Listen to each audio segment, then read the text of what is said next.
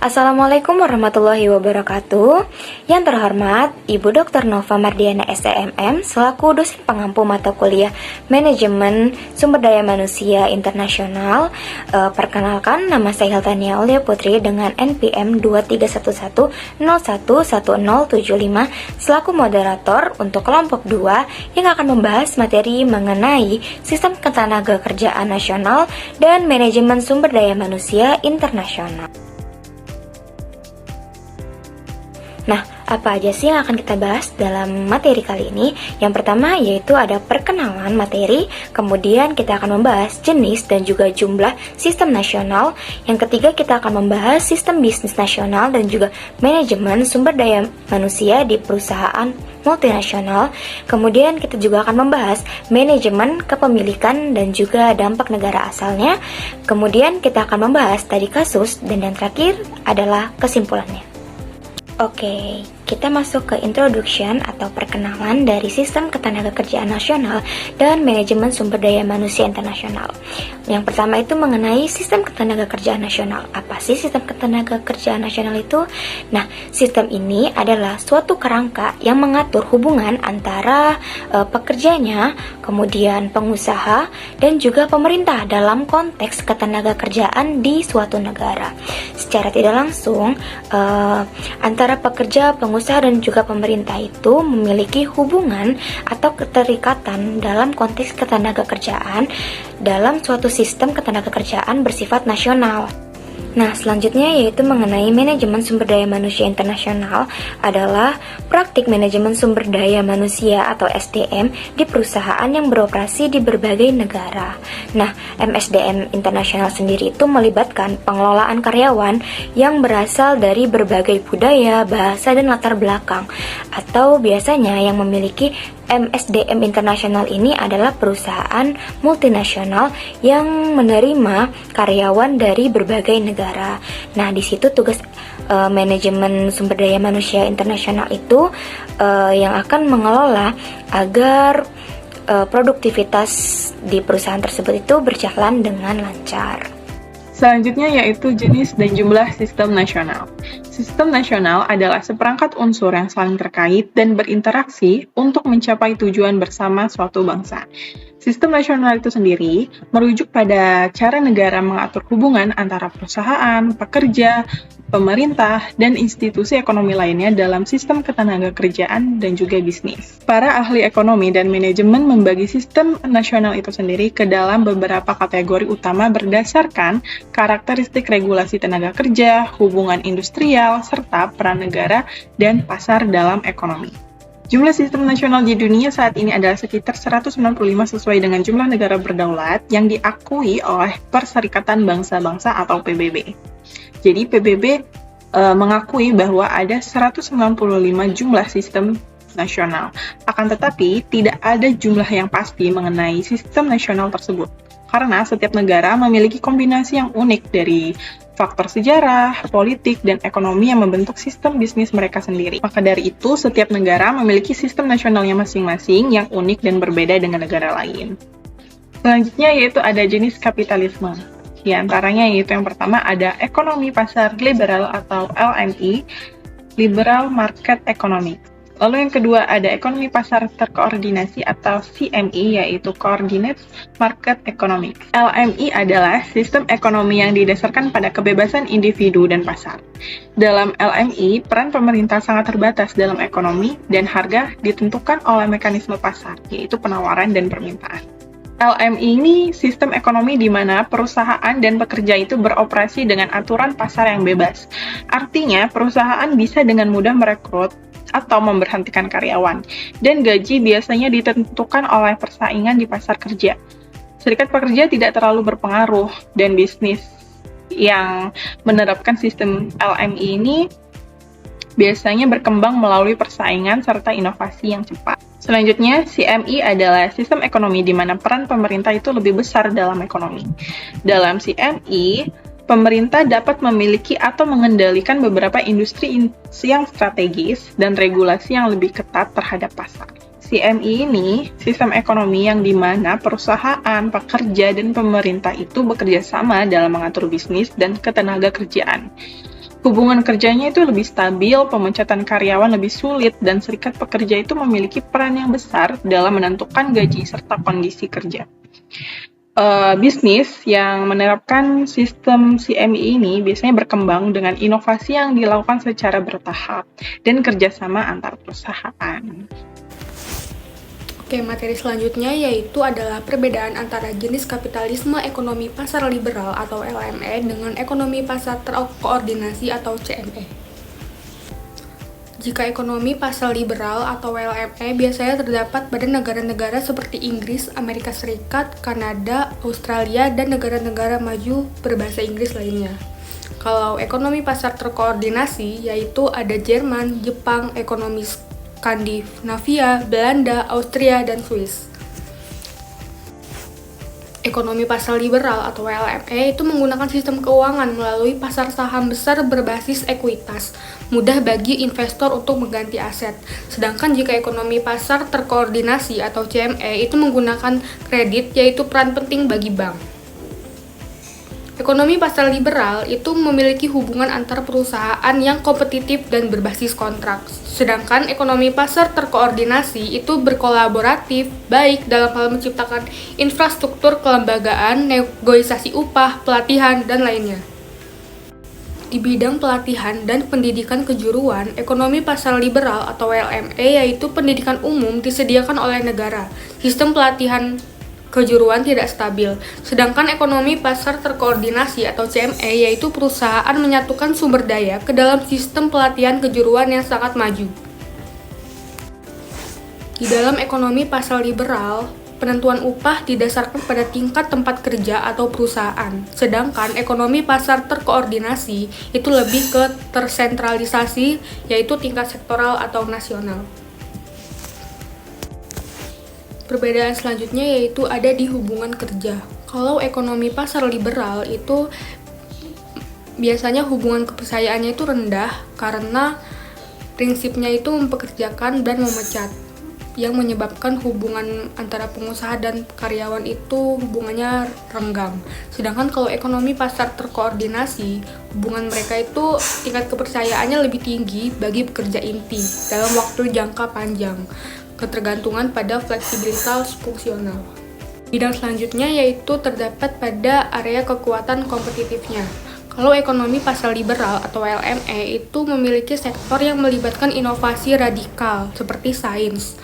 Selanjutnya, sedangkan kalau ekonomi pasar terkoordinasi atau CME yaitu sektor yang melibatkan inovasi tambahan atau rekayasa. Jadi kapitalisme Mediterania adalah salah satu varian kapitalisme yang diidentifikasi oleh Hall and Soske dalam karya mereka yaitu Varieties of Capitalism pada 2001. Kapitalisme Mediterania adalah sistem ekonomi campuran yang menggabungkan peran negara yang besar, pasar tenaga kerja yang tersegmentasi, serta peran penting keluarga dalam kesejahteraan sosial. Meskipun sistem ini juga memberikan perlindungan bagi beberapa kelompok pekerja, ia juga menciptakan ketidakpastian bagi kelompok lain dan seringkali mengalami masalah dalam efisiensi serta daya saing ekonomi global. Kapitalisme Mediterania ini mencakup negara-negara seperti Prancis, Spanyol, Portugal, Yunani, Italia, dan juga Turki. Selain itu, sistem ini juga memiliki beberapa karakteristik yang berbeda dari ekonomi pasar lainnya. Yang pertama yaitu sistem keuangan. Secara tradisional, berbasis kredit dengan peran penting negara, namun ada tren yang meningkatnya ketergantungan pada investor ekuitas asing bagi perusahaan-perusahaan besar. Yang kedua yaitu hubungan antar perusahaan. Jadi sektor-sektor dikoordinasikan sekitar juara nasional yang besar dengan keterlibatan negara yang tinggi dalam penciptaan strategi sektoral. Yang ketiga yaitu pelatihan dan pendidikan kejuruan. Dalam sistem ini, lebih menekankan pada pendidikan intelektual daripada pendidikan kejuruan. Kualifikasi akademis sangat penting untuk pengembangan karir. Yang keempat, penentuan upah. Jadi secara historis, sektoral pada prinsipnya, tingkat gaji real sering ditentukan di tingkat tempat kerja atau perusahaan, seringkali secara informal. Selanjutnya yaitu hubungan kerja. Tingkat keamanan kerja yang tinggi bagi pekerja inti, tetapi hubungan kepercayaannya rendah. Sebagian itu karena ketergantungan pada yang namanya Taylorisme. Hubungan kerja seringkali bersifat hierarkis dan didominasi oleh manajemen produksi Tayloris. Tentang variasi kapitalisme Mediterania, yaitu pada peran negara. Negara berperan aktif dalam memastikan pembangunan ekonomi dan mengatur hubungan kerja. Ini menunjukkan bahwa negara memiliki kendali yang lebih besar dalam perekonomian dibandingkan kapitalisme murni yang lebih mengandalkan mekanisme pasar. Selanjutnya, ada area kekuatan kompetitif, yaitu fokus utama sektor ekonomi dalam model ini adalah produksi yang sangat rasional. Jadi, sektor industri dan ekonomi dirancang untuk menghasilkan output yang optimal dengan efisiensi yang tinggi. Secara keseluruhan, model kapitalisme Mediterania menyeimbangkan intervensi negara dengan efisiensi produk untuk menjaga daya saing ekonomi. Next, ada sistem bisnis nasional dan manajemen sumber daya manusia di perusahaan multinasional. Jadi slide ini membahas bagaimana perusahaan multinasional harus menyesuaikan strategi bisnis mereka dengan sistem bisnis nasional yang berlaku di setiap negara. Yang pertama, ada adaptasi terhadap sistem bisnis nasional. Yang kedua, setiap negara memiliki regulasi ekonomi, budaya kerja, kebijakan ketenaga kerjaan, dan struktur tenaga kerja yang berbeda. Yang ketiga, perusahaan multinasional harus menyesuaikan diri dengan aturan dan kondisi lokal agar bisa beroperasi secara efektif. Yang keempat, dampaknya terhadap sumber daya manusia. Yang kelima, sistem bisnis nasional mempengaruhi bagaimana perusahaan mengelola sumber daya manusia. Yang terakhir, aspek seperti perekrutan, kompensasi, hubungan kerja, dan budaya harus disesuaikan dengan kebijakan lokal agar operasional perusahaan berjalan lancar. Secara umum, hal ini menekankan pentingnya fleksibilitas dan adaptasi bagi perusahaan multinasional dalam menghadapi perbedaan sistem bisnis di berbagai negara. Baik, yang selanjutnya kita bahas adalah negosiasi kebijakan, kolaborasi, dan kontestasi di MNC. Yang pertama ada kolaborasi dalam negosiasi kebijakan. Kolaborasi terjadi ketika MNC dan pemangku kepentingan lokal bekerja sama untuk menciptakan kebijakan yang saling menguntungkan. Beberapa bentuk kolaborasi meliputi, yang pertama ada kemitraan dengan pemerintah, kedua ada hubungan dengan serikat pekerja, ketiga ada keterlibatan dengan komunitas lokal, keempat ada dialog dengan pemasok dan mitra bisnis. Yang selanjutnya adalah kontestasi dalam negosiasi kebijakan. Meskipun kolaborasi sering terjadi, MNC juga menghadapi kontestasi dalam negosiasi kebijakan, terutama ketika terdapat perbedaan kepentingan antara perusahaan dan pemangku kepentingan lainnya. Seperti yang pertama yaitu ketegangan dengan pemerintah, yang kedua konflik dengan serikat pekerja, ketiga persaingan dengan perusahaan lokal, dan yang terakhir yaitu resistensi dari komunitas. Baik, yang selanjutnya adalah representasi sederhana tentang bagaimana sistem bisnis nasional membentuk SDM MNC. Nah, pada diagram ini menggambarkan hubungan kompleks antara berbagai faktor. Seperti yang pertama ada sistem bisnis dan ketenaga kerjaan negara asal. Ini mencakup regulasi tenaga kerja, kebijakan ekonomi, dan budaya manajerial yang berkembang di negara tempat MNC berasal. Yang kedua itu ada ide dan strategi manajemen kantor pusat. Ini adalah kebijakan yang diterapkan oleh kantor pusat MNC yang seringkali berusaha menstandarisasi atau menyesuaikan strategi dengan berbagai kondisi pasar di negara lain. Yang ketiga adalah kebijakan global MNC. Ini berfungsi sebagai framework utama yang mengerahkan bagaimana sistem bisnis nasional, baik di negara asal maupun negara tuan rumah, berinteraksi dan membentuk praktik SDM dalam perusahaan multinasional. Yang keempat adalah kebijakan MNC pada anak perusahaan. Ini adalah interaksi antara kebijakan global MNC dan adaptasi lokal di anak perusahaan yang bisa berupa adopsi langsung, hibridasi, atau bahkan inovasi kebijakan SDM di tingkat lokal. Yang kelima, ada ide dan strategi pekerja serta manajer di pasar tenaga kerja tambahan. Peran individu dalam proses adaptasi ini termasuk bagaimana pekerja dan manajer di berbagai tingkat organisasi menanggapi serta menyesuaikan diri dengan kebijakan dan budaya perusahaan. Yang keenam ada sistem bisnis dan ketenagakerjaan negara tuan rumah. Ini adalah faktor eksternal seperti hukum ketenagakerjaan, norma bisnis lokal, dan dinamika sosial ekonomi di negara tempat anak perusahaan beroperasi. Selanjutnya, MNC sebagai sistem ketenagakerjaan internasional. Nah, perusahaan multinasional itu kan beroperasi di berbagai negara, dan ini itu memainkan peran penting dalam sistem ketenagakerjaan global. Nah, mereka itu tidak hanya menambah lapangan pekerjaan di berbagai negara, tapi juga mempengaruhi standar ketenagakerjaan, kebijakan sumber daya manusia atau SDM, dan praktik bisnis di tingkat internasional. Slide selanjutnya, manajemen kepemilikan dan dampak negara asal. Nah, setiap kapitalisme di berbagai negara itu kan berbeda. Nah, setiap negara memiliki sistem ekonomi yang berbeda yang mempengaruhi cara perusahaan multinasional dikelola, termasuk pengambilan keputusan dan orientasi keuntungan. Contohnya itu kayak Amerika Serikat.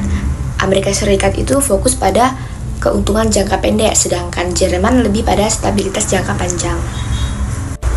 Nah, hal ini membuat strategi bisnis dan keputusan MNC itu bisa berbeda di tiap negara tempat mereka beroperasi.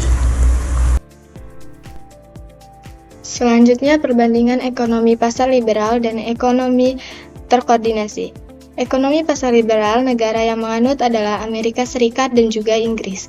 Ciri-ciri ekonomi pasar liberal ada 3. Yang pertama, keputusan cepat dan fokus pada keuntungan jangka panjang. Perusahaan cenderung lebih memprioritaskan keuntungan jangka panjang. Yang kedua, investor memiliki kendala lebih besar dalam mengelola perusahaan. Dalam hal ini, investor memiliki dominan yang lebih besar dalam mengelola perusahaan dan mengambil keputusan perusahaan. Yang ketiga, saham mudah dibeli dan dijual sehingga pengambilan keputusan lebih fleksibel. Dalam pasar liberal, saham dapat dijual dan dibeli kapan saja, sehingga pengambilan keputusan lebih fleksibel karena perusahaan dapat dengan mudah mencari dana tambahan dan menarik investor. Contoh ekonomi pasar liberal, salah satunya adalah di Amerika Serikat, yaitu perusahaan teknologi seperti Amazon. Mereka mengambil keputusan dengan cepat untuk menangkap tren pasar guna mencari keuntungan yang lebih banyak dalam waktu yang singkat. Selanjutnya adalah ekonomi terkoordinasi. Negara yang menganut ekonomi terkoordinasi adalah Jerman dan juga Jepang. Ekonomi terkoordinasi memiliki 3 ciri-ciri. Yang pertama, keputusan dilakukan secara kolektif dan berdasarkan konteks. Jadi keputusannya diambil secara musyawarah dan melibatkan pihak lain seperti manajemen, karyawan, dan juga bank. Yang kedua, bank sering terlibat dalam pengelolaan perusahaan.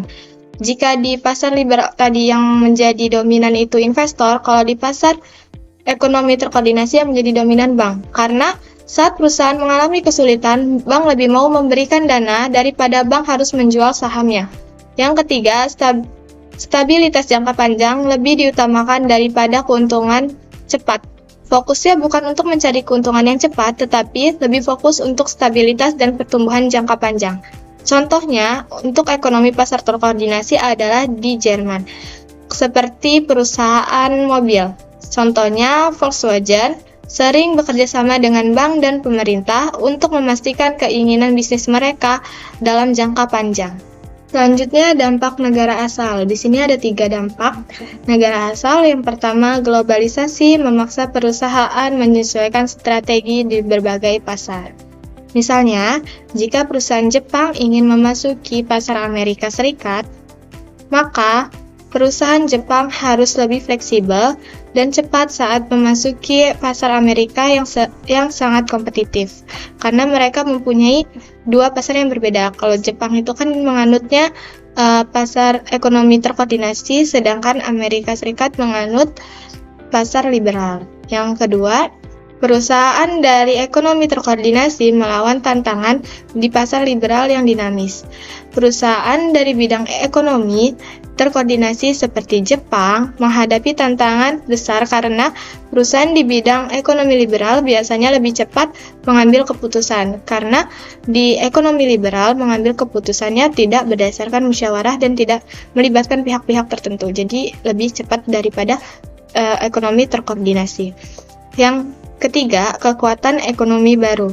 Ekonomi baru yang muncul seperti Tiongkok dan India memberikan tantangan dan peluang baru bagi perusahaan dari berbagai negara.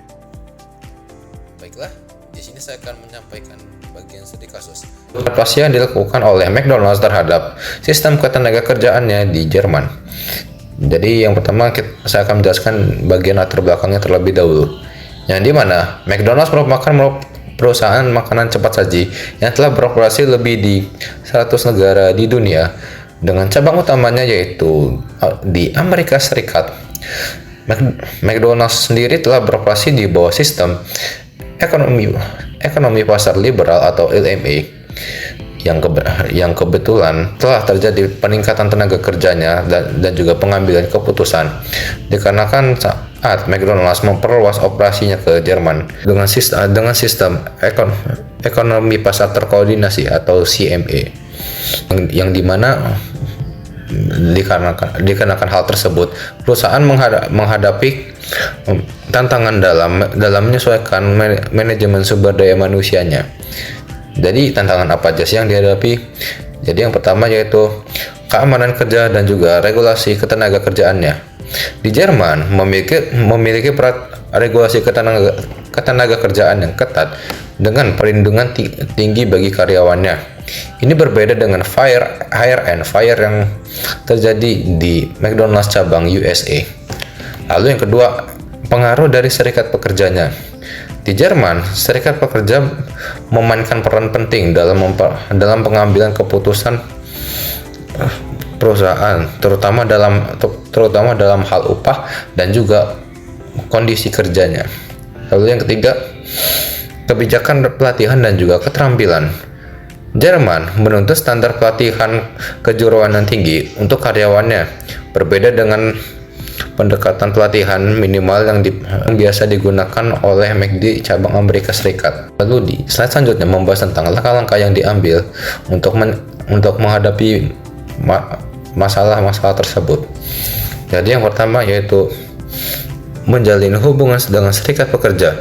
McDonald's mulai bekerja sama dengan para serikat pekerjanya untuk memastikan keterlibatan mereka dalam pengambilan keputusan terkait jam kerja, kondisi kerja, dan juga perjanjian upah. Lalu yang kedua, meningkatkan program pelatihan. Perusahaan McDonald's mengenalkan program pelatihan kejuruan yang tinggi, yang lebih komprehensif di restoran Jerman. Itu standar pelatihan nasional yang ada. Lalu yang ketiga, keamanan kerja yang lebih tinggi. McDonald's memberikan jaminan kerja yang lebih baik untuk karyawan tetap yang ada di Jerman, memenuhi peraturan negaranya dan membangun hubungan kerja yang lebih stabil. Lalu hasil implementasi dari langkah-langkah tersebut? Yang pertama yaitu loyalitas dan juga produktivitas yang lebih tinggi, keamanan kerja dan pelatihan yang lebih baik dapat meningkatkan loyalitas dan juga produktivitas karyawannya di Jerman. Lalu yang kedua, reputasi yang positif. Kerjasama dengan serikat pekerja memberikan dampak yaitu dapat memperkuat reputasi di McDonald's yang ada di pasar global sehingga mengurangi potensi konflik ketenaga kerjaannya. Lalu yang ketiga, penyesuaian yang sustainable. McDonald's terus menyesuaikan kebijakannya agar sesuai dengan kebutuhan pasar lokal sembari tetap mempertahankan standar global mereka. Nah, secara garis besar, kesimpulan dari materi ini yaitu pentingnya penyesuaian kebijakan manajemen sumber daya manusia perusahaan terhadap sistem ketenagakerjaan dan juga lingkungan bisnis internasionalnya. Di setiap negara memiliki sistem ekonomi dan ketenagakerjaan yang unik, seperti adanya ekonomi pasar liberal, ekonomi pasar terkoordinasi, dan juga kapitalisme Mediterania yang mempengaruhi regulasi ketenagakerjaan, peran pemerintah, serta hubungan kerjanya. Nah, pada perusahaan multinasional harus mampu menyesuaikan strategi mereka untuk dapat bisa menghadapi perbedaan ini. Dari studi kasus McDonald's sendiri yang terdapat di Jerman menunjukkan bahwa penyesuaian terhadap regulasi lokal, kerjasama dengan serikat pekerja, dan juga peningkatan pelatihan dapat meningkatkan produktivitas serta reputasi perusahaan. Jadi, penerapan dan adaptasi kebijakan sumber daya manusia adalah kunci keberhasilan perusahaan dalam lingkungan bisnis global yang beragam. Oke, baiklah, itu dia materi yang dapat kelompok kami sampaikan mengenai sistem ketenagakerjaan nasional dan juga manajemen sumber daya manusia internasional. Atas perhatiannya kami ucapkan terima kasih. Saya akhiri. Wassalamualaikum warahmatullahi wabarakatuh.